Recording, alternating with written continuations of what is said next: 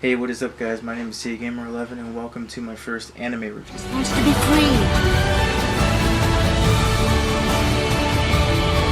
Now I understand you're in love with Howl.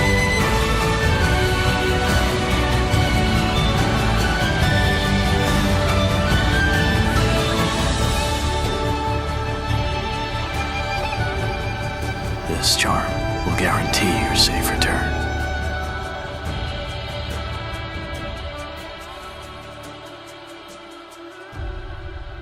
Now before I get into it, I want to say that I'm not a big anime watcher, nor am I a big anime lover.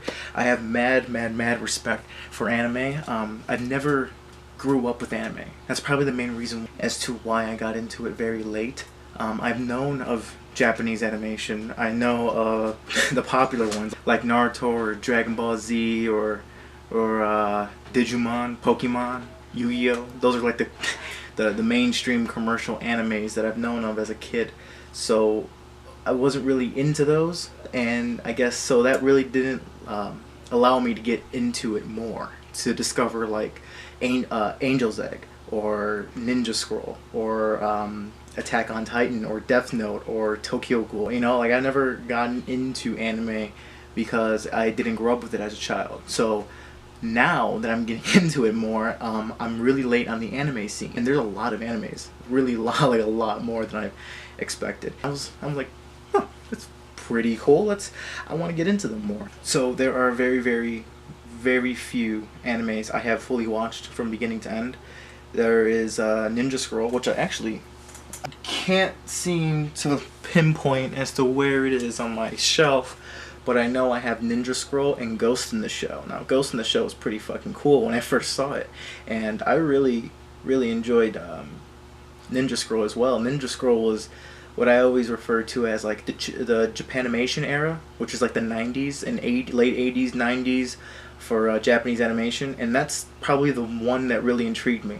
My very first experience with anime was not even in an anime film itself. It was with Kill Bill, Quentin Tarantino's Kill Bill. I remember there was a little scene in there where he incorporated Japanese animation into the movie, and I was like, wow, that was pretty cool. I've never seen that before in a movie, so seeing that in Kill Bill was just like out of left field, out of nowhere, and I was like, whoa, that was cool. I want to see more of that, you know? When I started watching Japanese animation, my father told me about Ninja Scroll and Crying Freeman. Now, I remember seeing Ninja Scroll, and Ninja Scroll was some brutal shit. I remember first watching Ninja Scroll, I'm like, wow, this isn't for kids, alright, you know?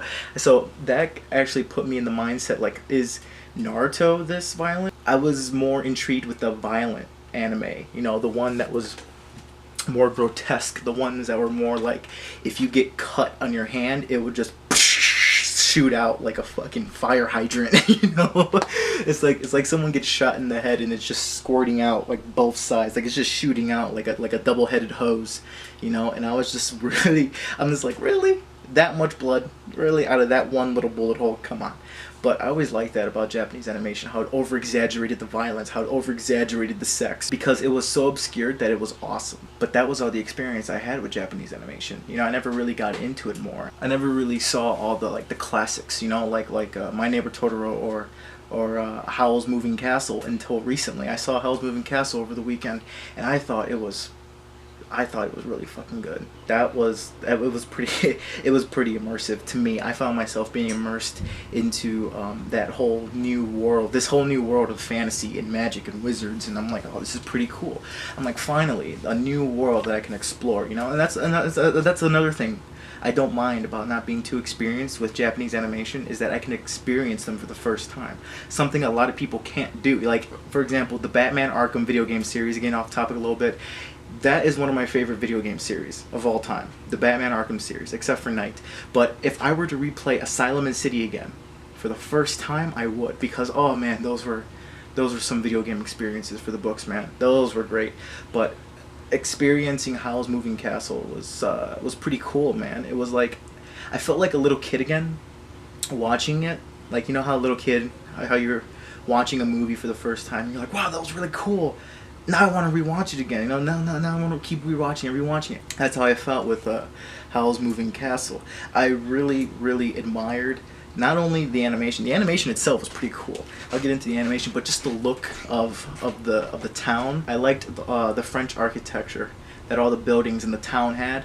That was pretty cool. And then combination with the steampunk aesthetic was awesome. It was like you have these trolleys and you have these trains and you have all these vehicles, you have these planes, and they're all run on propellers and steam. So it was like that steampunk era type deal mixed in with like a countryside village of France. You know, I was like, oh, that's cool. I really just like those two styles coming together to make this world. You know, another thing I liked was the animation. Not only is the 2D animation awesome, there was 3D animation in this as well. Well, a main example is the moving castle itself, Howl's Castle itself. It's all 3D CGI animated. When Sophie is walking in the wastelands and she sees it walking and stuff, that was pretty cool. It's like everything on it, all the details on it were like moving. Every single thing was moving, and I feel like if I rewatch it, I would notice something on that castle that's moving that I didn't notice in the first part, you know? So I thought all the 3D animations in the film were amazing, especially when Sophie brought Howl the warm milk towards the middle of the movie. She goes into his room and he's laying on the bed. He has the black hair. He's all like down about himself because he is very insecure about himself. He's all down about himself and he's sleeping there. And so she comes in, she brings him the milk. She's about to leave, but then he calls her back to his bedside, and all the gems, all the chakras, all the symbols all around him were so beautifully animated. So if you looked at all the little gems around in his room, you're like, wow, that moves, oh my god, there's an eye looking around. Like, that was so cool. You just see an eye moving around like the Illuminati symbol, or the all-seeing eye, you know. I thought that was pretty awesome. I've only seen very little anime, as I stated before. I don't think I saw any 3D CGI animation in any of the other animes I saw. It was probably the first time seeing that in Howl's Moving Castle, and also the castle itself having the mouth. When she flew into it, the mouth opened up. It looked like the mouth ate her. That was pretty cool. And just the tongue was hanging out. And even the first time when the castle settled, when it was coming close to her, and for the first time she was like up close to it, it settled down, and even you hear the little mouth is like, ah. I was like, oh, that's cool. Like, the castle itself has a personality, you know. Enough with the animation and the look of it. Besides the look, the storytelling was pretty cool. I didn't know what it was about. I didn't read any summary. I didn't know what the plot was. I didn't know who the main protagonist was. All I know, it was just called Howl's Moving Castle, and there was like a beautiful blonde man in it. That was it. So when watching it, I was shocked by some typical elements that people already know about the plot, like the idea of Sophie turning old. I was shocked by that. I didn't know that was coming, because I saw when the wicked witch came in and she flew right through her. I was like, okay, she didn't do anything. And then when she turned old, I was like, oh man, she aged her bad. I was like, oh man, like my mouth was open. I was like, oh, I wasn't expecting that, even though I didn't see any trailers. I didn't read any summary. I just went into it. I'm like, hey, look, there it is. Let me watch it, you know. So I was in awe when she turned old. I'm like, oh damn, what is she gonna do now, you know? Then I thought, okay, the journey is about breaking the curse, you know. How is she gonna break this curse? Of course, that leads her to meet Turnip Head. That was his name? Turnip Head? Turnip? The scarecrow, the hopping scarecrow dude. He was my favorite character, honestly. Throughout the whole movie, I think the Turnip Head was my favorite character, because he was the silent dude. He was silent, obviously, because he was a scarecrow, but he helped them out in a lot of ways. He was always there when they needed him, and that was pretty cool. Howl himself, he's it's funny, like, the color of his hair, like it changes, and then he's just like, he just like freaks out about it. I'm like, dude, relax. It's just the color of your hair. It's not gonna alter anything. But he was just like, the idea of this guy being like really insecure, I wasn't expecting it. Like, as a character, I wasn't expecting him to be insecure and to be so damaged. And I actually liked that. I like how they had more to him than just, oh, he's a pretty all-powerful wizard that Madame Sullivan wants to use in this war, but he doesn't want to because he's all about peace. You know, he's not just that. He also has his own demons. And actually, is he really a wizard? I don't think he's a wizard. I think because he never really finished his training with Madame Sullivan. He, I think, is probably like a half demon, half human that knows how to use magic because of the little flame dude. Oh, I forgot his name. What's his name? Caliban? Caliban? I'm probably getting his name wrong. I can't think of it right now. But his little flame dude, the little demon, he was voiced by Billy Crystal. He was pretty cool. That's why he seems so advanced in using magic, you know, even though he's not a full wizard. So I think, I'm assuming that's what Howl, like a part of Howl's characters. I don't know. I saw it once. I want to see it again. That's just my thinking about it. Like, cause remember, I remember Sullivan saying that he never finished. He quit being her apprentice. So I'm wondering, like, so is he really a full wizard, or is he just using the magic that the demon has? Because the demon moves the castle. You know, it is Howl's castle, but without that, Caliban, I keep forgetting his name. Oh my god, I'm so sorry. But without that little flame, the castle wouldn't be moving. I honestly think all the magic probably wouldn't be there. Howl wouldn't be using all that magic. So I think it's a lot of that little flame that was the source of his powers. I'm just thinking out loud right now because I'm trying to understand how Howl is such an expert at magic when he never finished his training, you know. Also, I really like the little kid too. I liked when he answered the door and he like pulled down his disguise and he was like an old dude, which was portrayed as like the typical look of a wizard: hood, cloak, long beard, old man, you know, short old man. And I liked his disguise. He's like, "Yes, sir. All right, here we go." Or he's like, "Oh, you're here for the potions? You're good." You know, like he's deepening his voice, which is a little kid. It sounds like a little kid deepening his voice, and I thought that was pretty fucking cool and adorable at the same time. That was awesome. I was surprised by the voice acting. I didn't know Billy Crystal was in it, like I mentioned before, as the little flame. Again, I forget his name.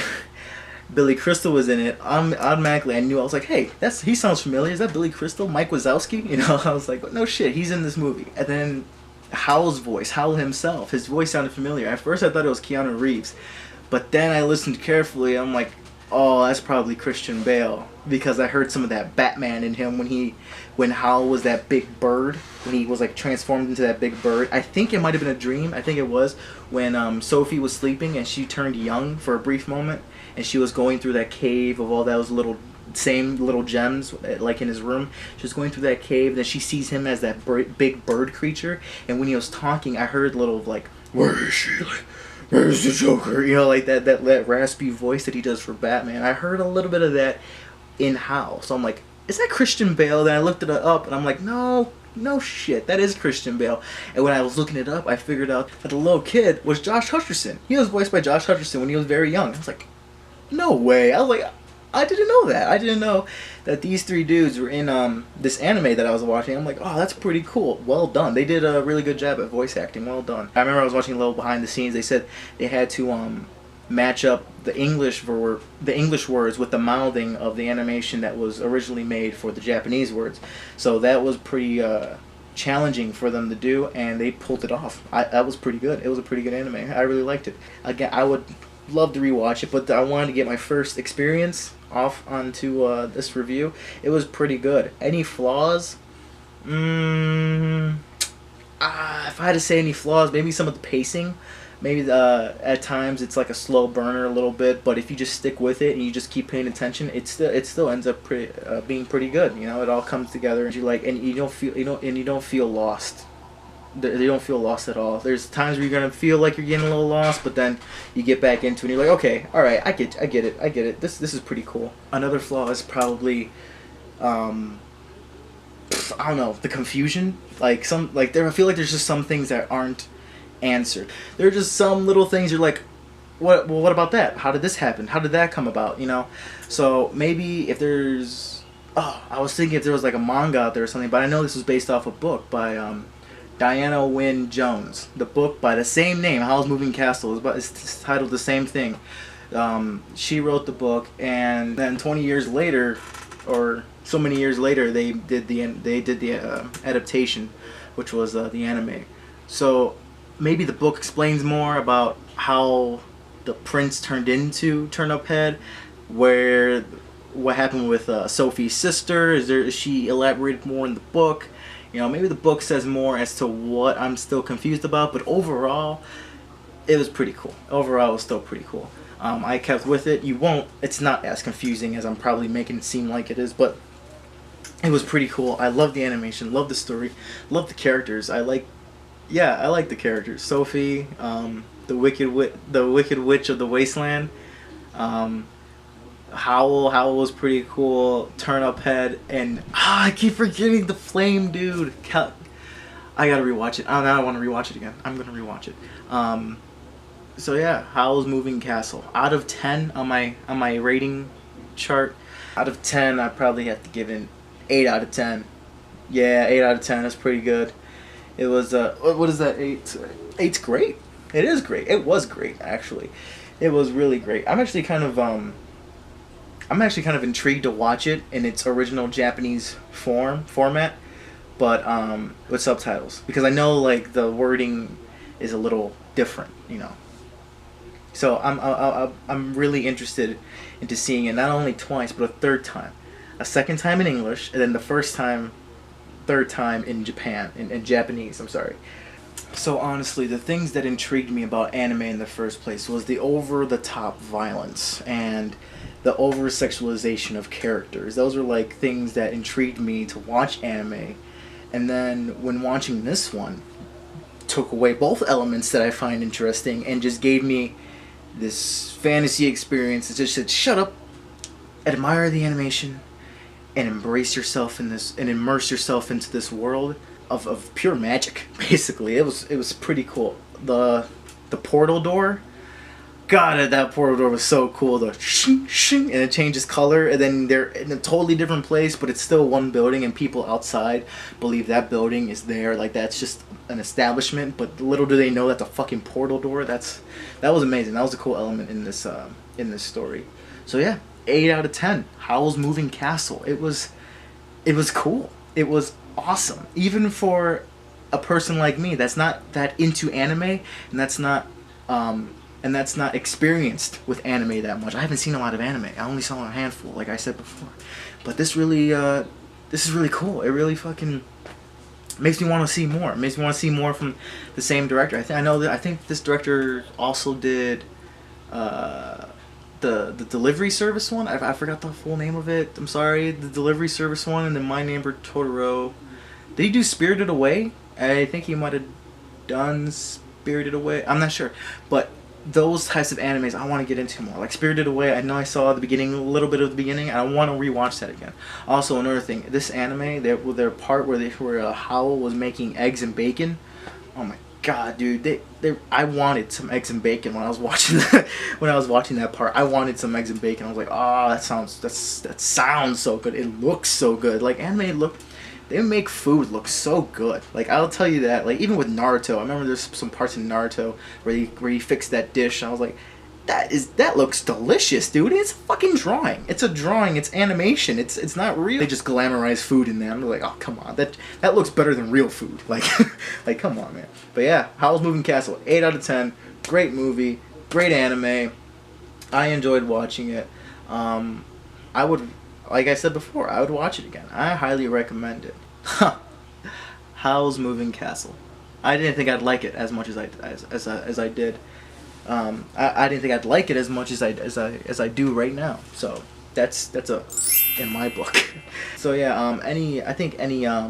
I will review animes because I'm not that experienced with animes. I know I haven't seen a lot of animes, so whenever I watch an anime, I'm gonna review it, because nothing like the first experience, right? First impressions of anime. And I'm fresh. I'm a baby when it comes to anime, because I don't know a lot of it. So if you show me something and you want to see, if you have a favorite anime and you just want to see someone's first genuine reaction from it, I am probably the person, because I haven't seen a lot of anime. Fortnite. I was gonna do Fortnite on my channel. If you want to see Fortnite, watch Majit. Alright, Thank you again for watching Howl's Moving Castle. If you haven't seen it, fucking see it.